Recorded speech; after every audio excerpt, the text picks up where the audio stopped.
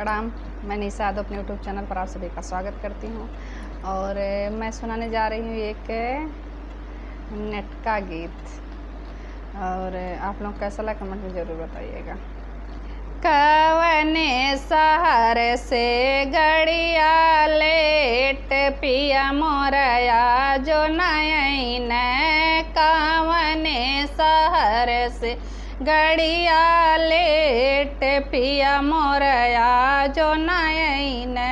जेवन बनावत रहली मेज पे सजावत रहली, जेवन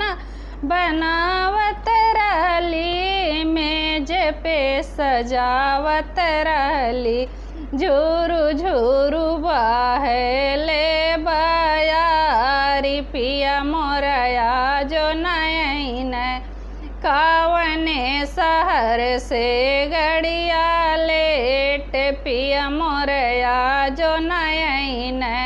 गेड़ुआ भरावत रहली मेज पे सजावत रहली, गेड़ुआ भरावत रहली मेज पे सजावत रहली,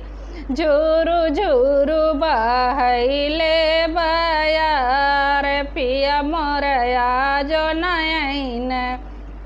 झूरू झूरू बहले बयारी पिया मोरया जो नयन,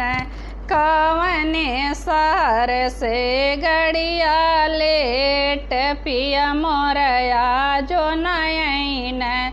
कवने शहर से गड़िया लेट पिया मोरया जो नयन,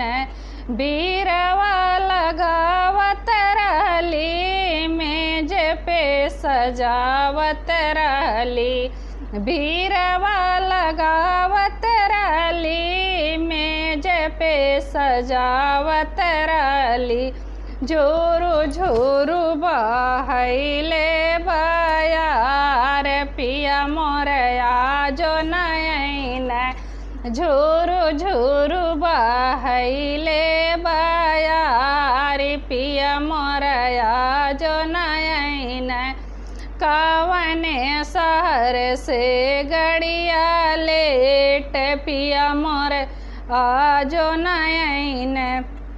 तकिया लगावत रहली से जिया सजावत रहली,